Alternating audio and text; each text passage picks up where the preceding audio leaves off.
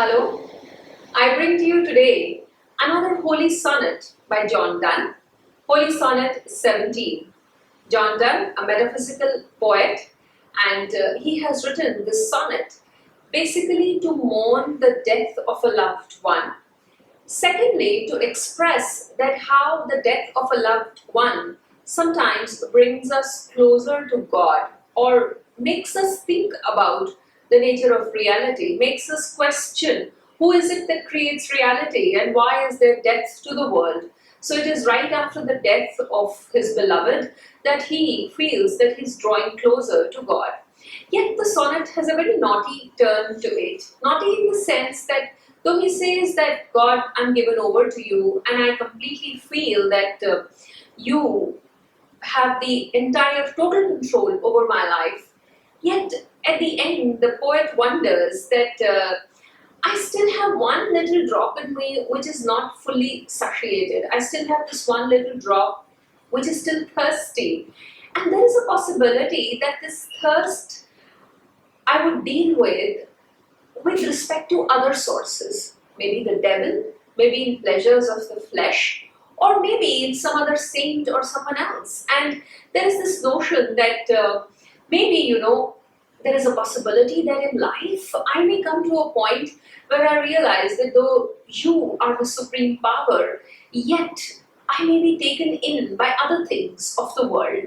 We'll see how he says it to God in this sonnet, but the sonnet basically starts at him saying that someone very close to me is dead, and in mourning her death, I come closer to God. The sonnet, once again, like Holy Sonnet 14, has this particular structure where it has two quatrains and one sestet. A quatrain is composed of 4 lines, and the rhyme scheme is A, B, B, A. So the first line and the last line, they rhyme with each other, and the second and the third line, they rhyme with each other.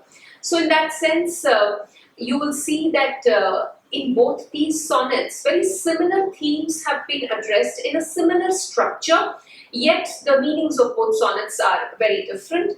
In Sonnet 14, he was basically thinking that he and God are beloveds unto each other and they have a sexual relationship, and he feels that he's possessed by other forces. He's married to other forces at the moment, and God should divorce him from those sources and should come and marry him, should come and actually force himself upon him so that he can be taken in by God and be freed from everything else which is not godly. In this particular sonnet, like I said, that he's mourning the death of a loved one, he starts to say, since she whom I loved had paid her last debt to nature and to hers, and my good is dead, and her soul early into heaven ravished, wholly in heavenly things my mind is set. So he's saying, since she whom I loved, the person that I loved, has paid her last debt. This was her last debt. Our life is the last debt that we pay. Otherwise, in many ways, we are paying nature's debt, that we take some debt from nature in the sense that we use nature's resources, make something good out of our lives, try and present it back to nature, and therefore we repay a lot of debts. But our life is the ultimate debt that we pay, and in death we have paid that debt finally, once and for all. Since she whom I loved had paid her last debt to nature and to hers, and my good is dead. So she has paid her last debt to nature, to herself, and my good is dead. My beloved is dead. Also, my good, I feel, could have another connotation to it, that someone who was able to see her beloved in me, that someone is also gone. So I was that particular person to someone whom they found very good, or whom they found very loving, or whom they really cared about. So that person is also now dead. So that aspect of my persona is gone now. No longer will I be the recipient of the love that came from my beloved. So my beloved certainly is dead, but a part of me goes with her as well. So this can be interpreted both ways, but largely it's the same thing, that someone I totally truly loved is now dead. And her soul early into heaven ravished, which is to say that perhaps she has been taken away at a time which wasn't right. She could have lived much longer or he's wanting to say here that she has gone before me. So she is the earlier one to depart. And her soul early into heaven ravished. Ravished also, like in Sonnet 14 we had observed, has a connotation where something is taken by force, where something is taken in a way that it has been trampled upon. So as if nature has been very cruel to her, has trampled upon her and has taken her to death. So her soul has been ravished. Wholly in heavenly things my mind is set. And now totally, wholly, I'm given over to heavenly things. I'm thinking about the cosmos, I'm thinking about God, I'm thinking about why is there life and why is there death, and I'm thinking about all these philosophical issues. So in heavenly things my mind is set. Then he goes on to say, here, the admiring her, my mind did wet to seek thee, God. So streams do show the head. But though I have found thee, and thou my thirst hast fed, a holy thirsty dropsy melts me yet. Now he's saying here that I admired her very much, and in that admiration and upon her death, I have started to seek you, God. So she was like that stream, and when I went to seek the head of the stream, that is where I found you. So she was my way, or she was the medium through which, or she was my guide, my orienting force, because of whom I was led to you. So I have come to the head of the stream, I've tried to see where the source of all this devotion lies, and I have found you at the head.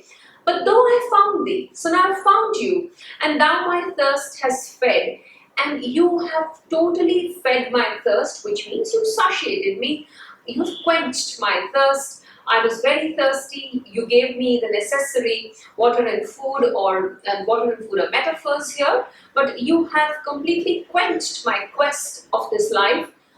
Yet I will make one confession here, that one small bit of me is still thirsty. There are still some answers that I seek, there are still question marks in my life that I need to address. And though in finding you after her death, I feel most of my questions have been answered, yet a part of me is still not satisfied. A part of me is still not at peace. A part of me is still desirous. Then he goes on to say, but why should I beg more love, when as thou dost woo my soul for hers offering all thine, and dost not only fear lest I allow my love to saints and angels things divine, but in thy tender jealousy dost doubt lest the world flesh, devil, put thee out. It is here where the sonnet takes a turn. He says that I'm telling you that I went out on a journey to seek you, and it is like you find the head of a stream. So if the metaphor is that life is a stream and I wanted to find its source, then I came to you, and God, you were the source of all existence. And you have satisfied my thirst to a very large extent. And yet he said that a drop of me has still remained thirsty. But then he's saying, but why should I beg you of more love? Since I've remained still thirsty and you offered everything that you had to, why should I beg more love, when as thou dost woo my soul? And you totally possess my soul. You have totally taken me in with your powers, with your magnanimity, with your omnipresence, with everything that you are. You completely woo my soul. To woo someone, to completely take them in, to be able to tell them that you belong to me. But wooing is also a process whereby the other has not completely said a yes to you. So we say that he is wooing that girl, wooing meaning he wants her to be in his life, and therefore he's making proposals, he's convincing her that I really love you, but she has not said that final yes. So here, John Donne is saying that I'm not begging you of more love, though you are wooing my soul. You are totally telling me that please come to me. So in that sense, man knows that there is a power larger than him. Man knows that perhaps you can call him God, you can call him the power that runs the universe, you can call it the source of energy for everything in the world, the entire cosmos. We know that it's larger than us, and we still need to know the truth about that power as to how did this world come into existence. But at the same time, we also feel that there are other things that remain unanswered. Though I can submit myself to this higher power, yet at all times, this higher power does not tell me how to take a decision. There are no directives in life, there is no user manual, and I am left to my own devices. So here, instead of saying that man looks to the Godhead to seek direction, the poet is saying that God woos man. So he's saying that the God is wooing my soul. He's telling me that you belong to me, so come to me, but I have not given myself totally over to the Godhead. We tend to think that yes, there is a larger power, but we do not submit to any power per se. We take our decisions in the day-to-day life based on the facts that are presented to us. So here the poet is saying that you're still wooing me, I have still not become completely yours. And for her, offering all thine, and now here he says that she is already belonging to you, you have taken my beloved away. So now if you want to take my soul as well, yes, I can completely give it to you. But I'm not going to beg you more of your love, because you are wooing me and you woo my soul. For her, offering all thine. And because she has become a part of you, you can take my soul away as well. That also is done, and her soul belongs to you. But then look at what he says next. And dost not only fear, lest I allow my love to saints and angels and things divine. Now he's instructing God. The poet is instructing God. Please do not only fear the fact that I might give my love to saints and angels and other things divine and not completely believe in you. So he's actually putting the ball in God's court, saying that God is scared that my disciple might actually go and believe in some other saint, some angel, or something which he considers divine, and therefore have less faith in me. So he's instructing God that this should not be your only fear, you have other fears as well. And what are the other fears? But in thy tender jealousy. Now he's saying God is jealous of the fact that his disciple might seek answers at other places, or might allow his soul to be wooed by other sources. So God is jealous of his disciple, but he says this is God's tender jealousy. Why tender? Because eventually we are all God's children. God looks out for us, and therefore his jealousy is tender. It's a soft and wonderful sort of a jealousy, by way of which God knows that yes, my disciple right now is perhaps being wooed by other powers, but there would be a time that he would come or she would come and belong to me. But in thy tender jealousy, you should also dost doubt, lest the world, flesh, the devil put thee out.